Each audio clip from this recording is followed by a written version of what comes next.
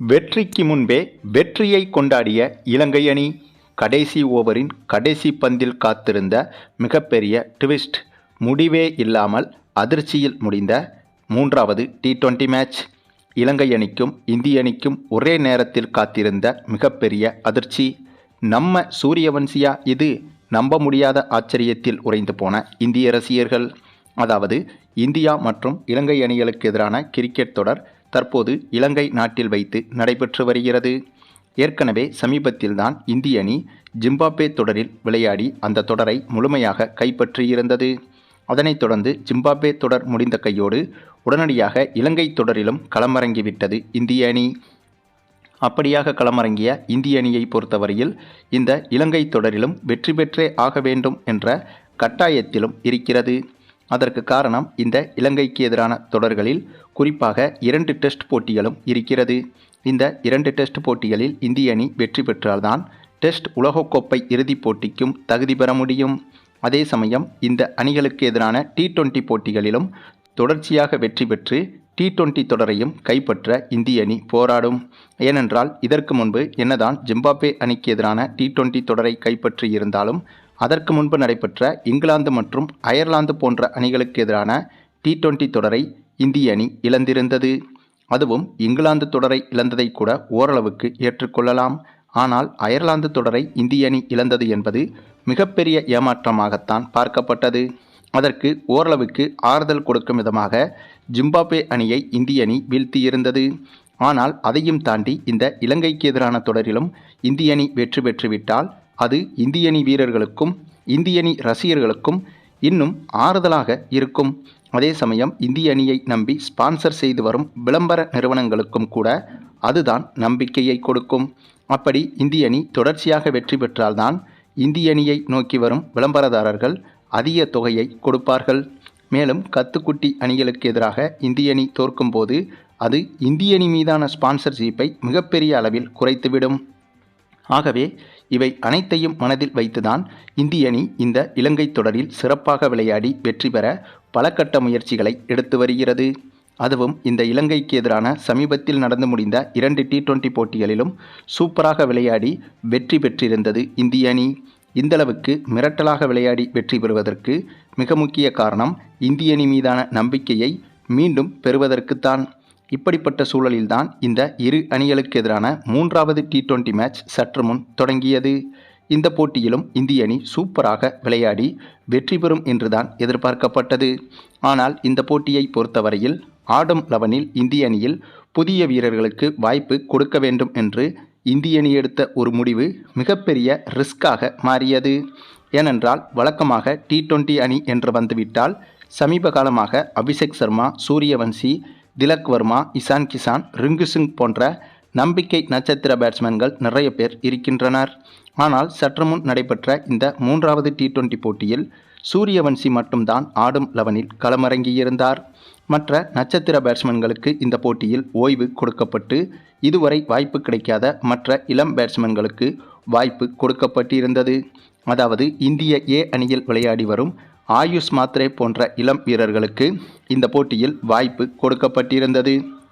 இந்த ஒரு விஷயம்தான் இந்த போட்டியின் திருப்பு முனையாகவும் மாறியது.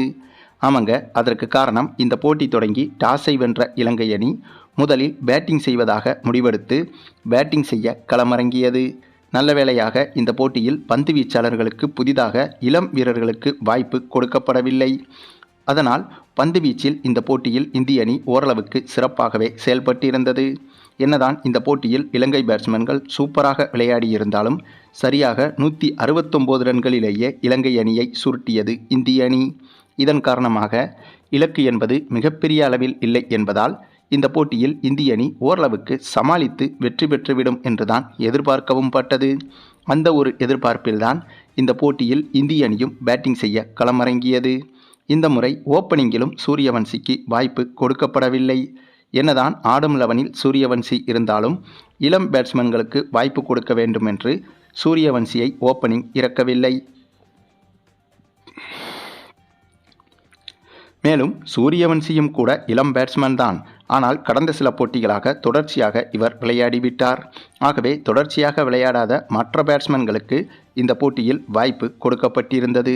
அப்படியாக இந்த போட்டியில் புது இளம் இந்திய வீரர்கள் களமிறங்கி ஓரளவுக்கு சூப்பராக விளையாடினார்கள் என்று சொல்ல முடியவில்லை என்றாலும் சூப்பராக விளையாடினார்கள் என்று தான் சொல்ல வேண்டும்.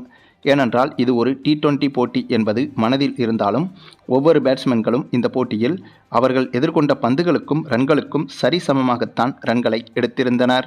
21 பந்தில் 20 ரன்கள், 24 பந்தில் 26 ரன்கள், 32 பந்தில் 30 ரன்கள் என இப்படியாக அவர்கள் எதிர்கொள்ளும் பந்துகளுக்கும் ரன்களுக்கும் சமமாக இருப்பது போலவே எடுத்து வந்தனர்.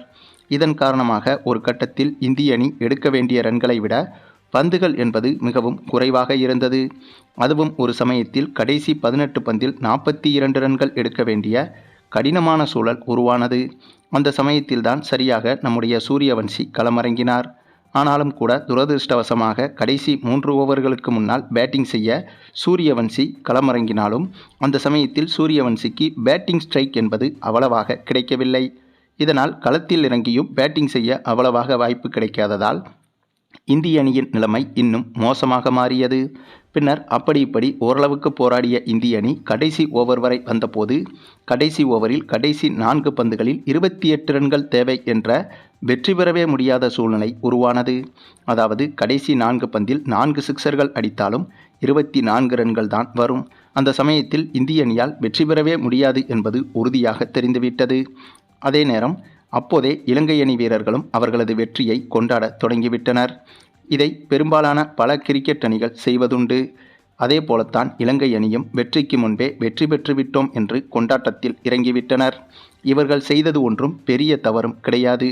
அப்போதுதான் பலரும் நம்ப முடியாத அந்த ஒரு வித்தியாசமான சம்பவமும் அரங்கேறியது.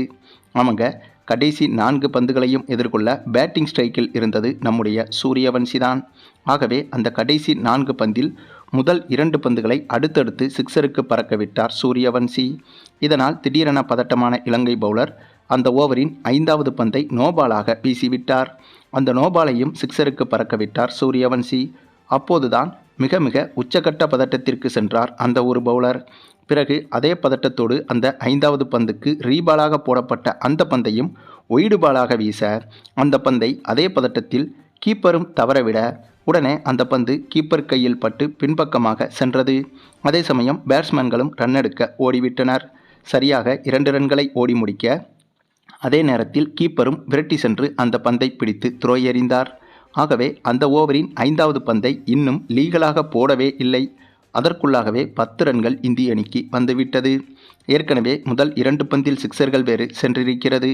ஆகவே மொத்தமாக 22 ரன்கள் இப்போதே வந்துவிட்டது. இதனால் கடைசி 2 பந்தில் 6 ரன்கள் எடுத்தால் வெற்றி என்ற எளிதான சூழ்நிலை உருவானது. அந்த சமயம் அந்த 5வது பந்திலேயே மீண்டும் சிக்ஸரை பறக்கவிட்டு ஒரு பந்து மீதம் இருக்கும்போதே இந்த போட்டியில் இந்திய அணிக்கு திரளான வெற்றியை பெற்றுக் கொடுத்தார் சூரியவன்சி.